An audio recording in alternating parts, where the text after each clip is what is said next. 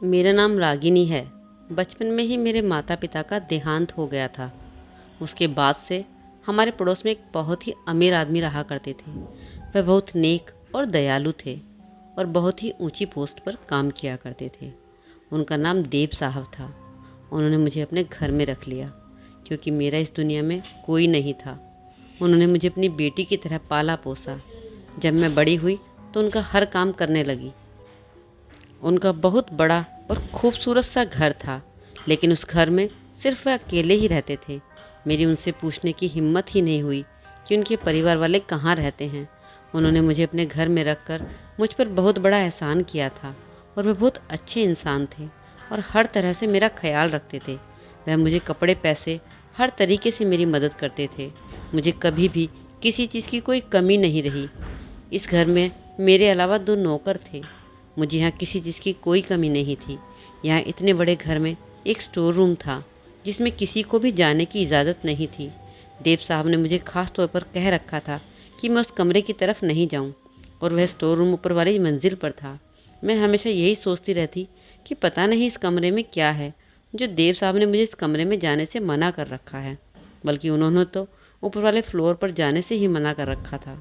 एक बार मैंने उनसे ऊपर वाले फ्लोर की सफाई करने की इजाज़त मांगी तो उन्होंने मुझसे कहा कि ठीक है, तुम सफाई कर लो, लेकिन स्टोर रूम की तरफ मत जाना। मेरी उनसे पूछने की हिम्मत ही नहीं हुई कि आप मुझे उस कमरे की तरफ जाने से क्यों मना कर रहे हैं। उन्होंने मुझ पर एक एहसान किया था, इसलिए उनसे पूछने की हिम्मत ही नहीं होती थी। और मुझे यह भी पता था कि देव साहब मुझ पर बहुत भरोसा करते हैं और मैं उनका भरोसा तोड़ना नहीं चाहती थी, क्योंकि मुझे इस घर में किसी बात की कोई परेशानी नहीं थी। मुझे यहाँ कोई कहने वाला नहीं था। मैं यहाँ अपनी मर्ज़ी से खाती पीती और हर काम करती थी। मैंने देव साहब को बहुत बार ऊपर वाले फ्लोर से आते हुए भी देखा था। शायद वे इस कमरे में जाते थे। कुछ दिन बाद देव साहब को शहर से बाहर कुछ काम के लिए जाना पड़ा। उन्होंने मुझे अपने पास बुलाया और पूरे घर की चाबियाँ देकर कहा, तुम्हें पूरे घर को अच्छे से ध्यान रखना है और ख़ासकर मुझसे कहा कि ऊपर वाले फ्लोर पर सफाई करने के लिए मत जाना। उन्होंने मुझे बचपन से पाला था, इसलिए उन्हें मुझ पर पूरा भरोसा था और यही वजह थी कि उन्होंने पूरे घर की चाबियाँ मेरे हवाले कर दी थी। मैंने उनसे कहा, ठीक है, आप फिक्र ना करें, मैं हर चीज़ का ध्यान रखूँगी। अब मैं घर में सिर्फ अकेली थी और मुझे हर बात की आज़ादी थी। मैं अपनी मर्ज़ी से जो चाहे कर सकती थी, घर में जहाँ चाहे जिस कमरे में जा सकती थी। देव साहब के जाने के बाद मैं सोच रही थी कि आखिर ऊपर स्टोर रूम में ऐसा क्या है जिसकी वजह से देव साहब मुझे सख्ती से मना करके गए हैं। अब तो मेरे पास पूरे घर की चाबियाँ थी और उन चाबियों में ऊपर के स्टोर रूम की चाबी भी थी। मेरे दिल में बार बार यही ख्याल आ रहा था कि ऊपर जाकर देखूं कमरे में आखिर क्या है, लेकिन मैं ये सोचकर घबरा गई कि अगर देव साहब को पता चल गया कि मैं ऊपर वाले फ्लोर पर गई थी तो वे मुझे घर से निकाल देंगे। देव साहब के घर के अलावा मेरा कोई और सहारा नहीं था। फिर मैंने सोचा कि यहाँ तो मुझे कोई देखने वाला ही नहीं है। ड्राइवर तो देव साहब के साथ चला गया और वॉचमैन भी घर के बाहर नहीं आता। मैं हिम्मत करके ऊपर जाने लगी। मैं सीढ़ी चढ़ते चढ़ते सोच रही थी कि हो सकता है कमरे में देव साहब के कुछ बचपन की याद हो और वह किसी को बताना नहीं चाहते हों, या फिर उनका कोई कीमती सामान हो, इसलिए उन्होंने हमें कमरे में जाने से मना कर रखा हो। यही सोचते सोचते मैं स्टोर रूम के सामने पहुंच गई और मैं 2 मिनट वहाँ खड़ी होकर सोचती रही। लेकिन शोरूम का दरवाज़ा खोलते ही मुझे डर भी लग रहा था। मुझे डर की वजह से बहुत पसीना भी आ रहा था। अचानक मेरे दिल में ख्याल आया कि देव साहब मुझ पर इतना भरोसा करते हैं।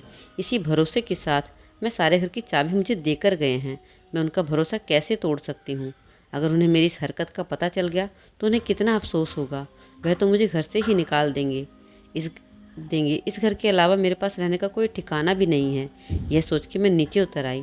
देव साहब को गए 2 हफ्ते हो गए थे। साहब के आने में अभी कुछ दिन बाकी थे। मैंने सोचा क्यों ना मैं ऊपर वाले फ्लोर की सफाई कर लेती हूँ, क्योंकि जब तक वापस आते तब तक ऊपर वाले फ्लोर पर धूल जम जाती और मैं घर में अकेली थी। मेरा दिल नहीं लग रहा था। देव साहब होते थे तो वह सारा दिन मुझे कुछ न कुछ हल्का फुल्का काम करवाते ही रहते थे। मैंने सोचा कि ऊपर के फ्लोर की सफाई ही कर लेती हूँ, मेरा भी समय गुजर जाएगा और साथ में सफाई भी हो जाएगी। जब मैं ऊपर सफाई करने के लिए गई तो फिर से मेरे दिल में ख्याल आया कि मैं स्टोर रूम खोल कर देखती हूँ। इस बार मैंने बिना देर किए एक चाबी स्टोर के ताले में लगाई।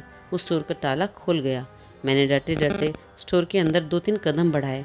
उसके बाद जो मैंने देखा वह देखकर मेरे पैरों तले ज़मीन ही निकल गई। मैं सोच भी नहीं सकती थी कि स्टोर रूम में ऐसा भी कुछ होगा। मैंने जल्दी से स्टोर का दरवाज़ा बंद किया और नीचे भाग कर आ गई। मेरे अंदर इतनी हिम्मत नहीं थी कि मैं स्टोर रूम के अंदर जाती। दरवाज़ा खोलते ही जो मंजर मैंने देखा था उससे मेरी रूह काँप गई थी। मैं अभी तक डरी हुई थी और काँप रही थी। मेरा दिल ज़ोर ज़ोर से धड़क रहा था। मैं सोच भी नहीं सकती थी कि एक कमरे में ऐसा भी हो सकता है। मैं तो सोचती थी कि स्टोर रूम में साहब की कुछ यादें होंगी या उनको कोई बहुत कीमती सामान होगा जो किसी को दिखाना नहीं चाहते। लेकिन मैंने जो कमरे में देखा वह तो कभी भी कोई नहीं सोच सकता था। सब कुछ देखकर मेरी हालत बहुत ख़राब हो गई थी। घर में मैं बिल्कुल अकेली थी। मैं कुछ देर तक सोफे पर बैठकर सोचती रही। कुछ देर बाद मेरी हालत ठीक हुई तो मैंने पानी पिया। मैंने सोचा कि अगर साहब को पता चल गया तो मुझे इस घर से धक्के मार कर निकाल देंगे। लेकिन जो कुछ मैंने देखा था मैं चुप नहीं रह सकती थी। मैं जानना चाहती थी कि आखिर ऐसा क्यों था।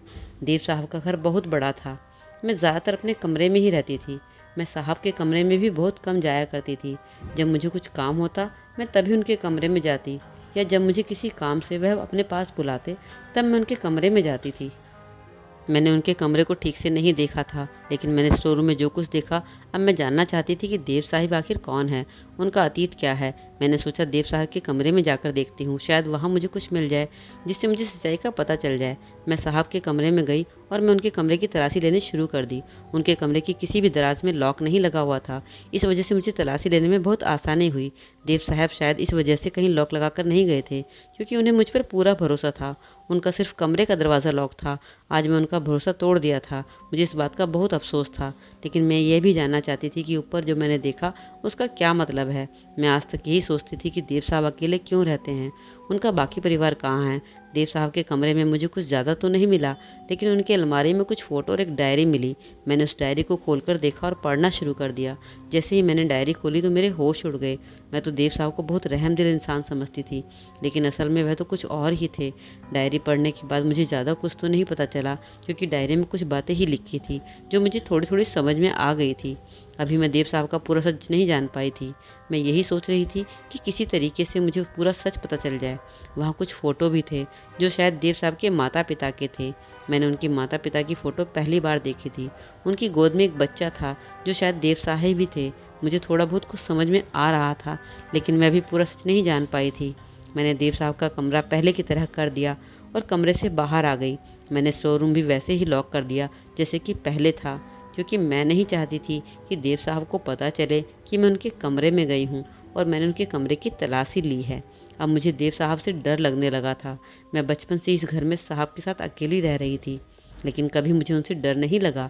मगर आज जो कुछ मैंने स्टोर रूम में देखा वह देखकर मुझे साहब से डर लग रहा था। अगर उन्हें पता चल जाता तो वे मेरे साथ पता नहीं क्या करते। हो सकता है वह मुझे घर से ही निकाल देते, या फिर वही करते जो मैंने स्टोर रूम में देखा था। देव साहब के आने का समय हो रहा था और मेरे अंदर का उनका सामना करने की हिम्मत नहीं थी, लेकिन फिर भी मुझे उनका सामना करना पड़ा। मैंने जल्दी से उनको खाना दिया और अपने कमरे में आ गई। अब मैं यही सोच रही थी कि साहब को पता ना चल जाए। मैं अपने कमरे में आराम कर रही थी, तभी मेरे फ़ोन की घंटी बजी। मैंने फ़ोन उठाया तो साहब बोल रहे थे और साहब ने मुझे अपने कमरे में बुलाया था। यह सुनकर तो मेरी जान ही निकल गई। मैंने सोचा शायद साहब को सारा सच पता चल गया है। बहुत डर लग रहा था, क्योंकि मैं घर में बिल्कुल अकेली थी।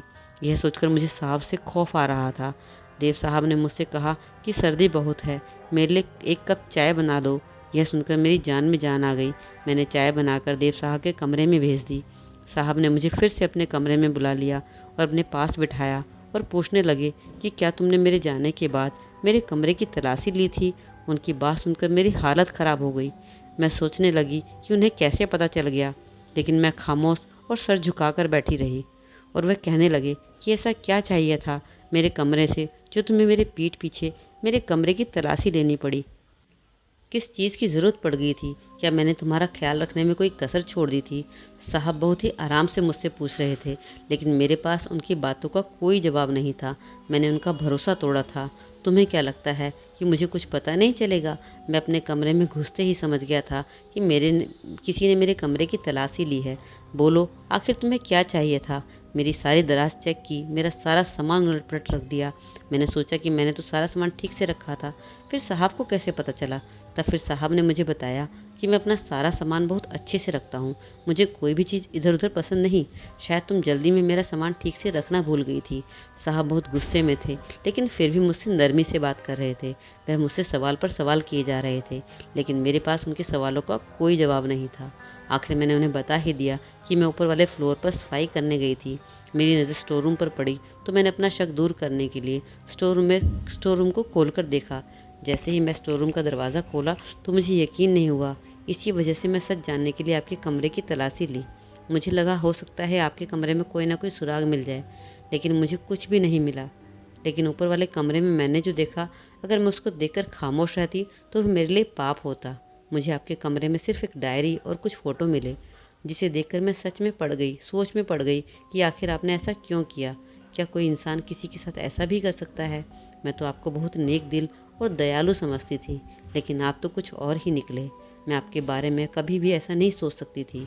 मुझे देव साहब से बहुत डर लग रहा था, लेकिन फिर भी मेरे मन में जो आया मैंने सच सच बता दिया। मैंने सोचा ज़्यादा से ज़्यादा क्या करेंगे, मुझे अपने घर से ही निकाल देंगे। लेकिन जो कुछ भी मैंने ऊपर देखा है, उसको देखने के बाद मैं खामोश नहीं रह सकती थी। मेरी बात सुनकर देव साहब बिल्कुल भी गुस्सा नहीं हुए और मुस्कुराते हुए मुझसे कहने लगे कि मुझे ये सब जानकर अच्छा लगा कि तुम्हें सही गलत की पहचान है। तुम सही और गलत में अच्छे से फ़र्क समझ सकती हो। लेकिन अगर तुम्हें सच जानना ही था तो तुम मुझसे पूछ सकती थी, बात कर सकती थी। इस तरह से पीठ पीछे मेरे कमरे की तलाशी देने की क्या ज़रूरत थी? मैं तुम पर बहुत भरोसा करता था, लेकिन तुमने मेरा भरोसा तोड़ा है। लेकिन अगर तुम सच जानना चाहती हो तो मैं तुम्हें आज सारा सच बताऊंगा, जिससे तुम जान पाओगी कि तुमने जो देखा वह सही है या गलत। मैं सिर्फ 5 साल का था जब मेरे पिताजी की मौत हो गई। पड़ोस में रहने वाले अंकल मेरा बहुत ख्याल रखा करते थे और इसी वजह से उन्होंने मेरी माँ से शादी करने के लिए कहा। मेरी माँ ने शादी के लिए हाँ कर दी, क्योंकि वह जानती थी कि वह अंकल मेरा बहुत ख्याल रखते हैं और मुझे पिता की कमी महसूस नहीं होने देंगे। हमारा बहुत बड़ा कारोबार था तो उसे भी संभाल लेंगे, क्योंकि अकेले मेरी माँ से इतना बड़ा कारोबार संभाला नहीं जा रहा था। और उस समय मेरी उम्र बहुत छोटी थी, तो मैं तो कुछ कर ही नहीं सकता था। शादी के बाद भी अंकल मेरा बहुत ख्याल रखते। सुबह स्कूल से लाना और ले जाना वही किया करते थे। मेरी हर चीज़ का ख्याल रखते, मेरे साथ खेलते, ढेर सारी बातें करते। मैं उनके साथ बहुत खुश रहता था।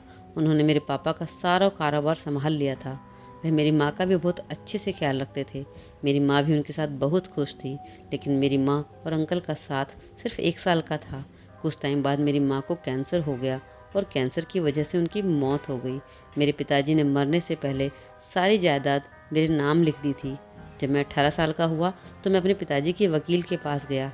वह मेरे पिताजी के बहुत अच्छे दोस्त थे, इसलिए मुझे देखकर बहुत खुश हुए और उन्होंने मुझे अजीब सा सवाल पूछा कि तुम अभी तक ज़िंदा कैसे हो। मैं उनकी बात सुनकर हैरान था। मैंने कहा, यह कैसा सवाल है कि मैं ज़िंदा हूँ कैसे हूँ। मेरी बात सुनकर वकील जी घबरा गए और घबराहट में उन्होंने सारा सच उगल दिया। उन्होंने मुझे बताया कि तुम्हारा सौतेला बाप एक दिन मेरे पास आया था जब तुम छोटे थे और उसने मुझसे कहा था कि वह तुम लोगों की सारी जायदाद कैसे ले सकता है। तो मैंने उन्हें रास्ता बताया था कि अगर दोनों माँ बेटा मर जाएं तो सारी जायदाद तुम्हें मिल जाएगी और इस काम के लिए तुम्हारे सौतेले पिता ने मुझे ढेर सारे पैसे देने का वादा भी किया था। इसलिए मैं लालच में आ गया था। उसने तुम्हारी माँ को कुछ इस तरह की दवाइयाँ खिलाई जिससे वह कैंसर की मरीज हो गई और अपने आप ही चल बसी। और इसी तरह वह तुम्हें भी मारने की पूरी प्लानिंग में था। और तुम्हारी माँ के मरते ही उसने दूसरी शादी भी कर ली थी, जिससे वह छुप कर मिला करता था। उसने उससे वादा किया था कि जैसे ही जायदाद मेरे नाम हो जाएगी हम दोनों साथ में मिलकर रहेंगे। और इस सब में मैं भी शामिल था। लेकिन मैं इस सब के लिए आज तुमसे माफ़ी मांगता हूँ। पहले मुझे अंकल पर बहुत गुस्सा आया, लेकिन फिर पापा के दोस्त होने के नाते मैंने उन्हें माफ़ कर दिया और उनसे कहा कि आप जैसे भी करके मेरी जायदाद मुझे दिलवाएं। और उन्होंने जायदाद दिलवाने में मेरी बहुत मदद की। जब मेरे सौतेले बाप को ये सारी बातें पता चली तो उन्होंने मेरे सामने माफ़ी मांगने का ड्रामा किया। मैंने सबके सामने उस आदमी को माफ़ कर दिया और उसके साथ घर वापस आ गया। लेकिन मेरे दिल में उसके लिए नफ़रत ख़त्म नहीं हुई थी। मैं चाहता था कि उसे अपने किए की सज़ा मिले, लेकिन उनके पापों का मेरे पास कोई सबूत नहीं था। माँ की मौत के बाद उन्होंने मुझे बचपन में पढ़ने भी नहीं दिया। मैंने अपना बचपन खो दिया था उनकी वजह से। मेरी माँ की मौत हो गई थी। मैं उसे कैसे माफ़ कर सकता था जिसने मेरा सब कुछ छीन लिया था, वह भी सिर्फ जायदाद की खातिर। मैं तो उसे इतना प्यार करता था कि अगर वह मुझसे खुशी खुशी मेरी जायदाद मांगता तो मैं उसको दे देता। लेकिन उसने मेरी माँ को इतना बड़ा धोखा दिया जिसके लिए उसे मैं कभी माफ़ नहीं कर सकता। तुमने ऊपर स्टोर रूम में जिस आदमी को देखा है वह मेरा सौतेला बाप है। उसे जिस तरह की सज़ा मिलनी चाहिए मैं उसको दे रहा हूँ, लेकिन मैं उसकी तरह जालिम नहीं हूँ। मैं उसको समय समय पर खाना पानी देता हूँ। बस मैंने उसे रस्सी से बांध रखा है। जब तक मेरी माँ जिंदा थी तो मुझसे बहुत प्यार किया करता था, क्योंकि वह जानता था कि कुछ दिनों बाद मेरी माँ को मार देगा, और उसने ऐसा ही किया। वह तो मुझे भी रास्ते से हटा देता अगर नौकर मेरी मदद नहीं करते और मुझे अपने साथ नहीं रखते। और अब जब तक वह जिंदा है मैं उसे ऐसे ही रखूँगा। मैं तो एक बिन माँ बाप का बच्चा था।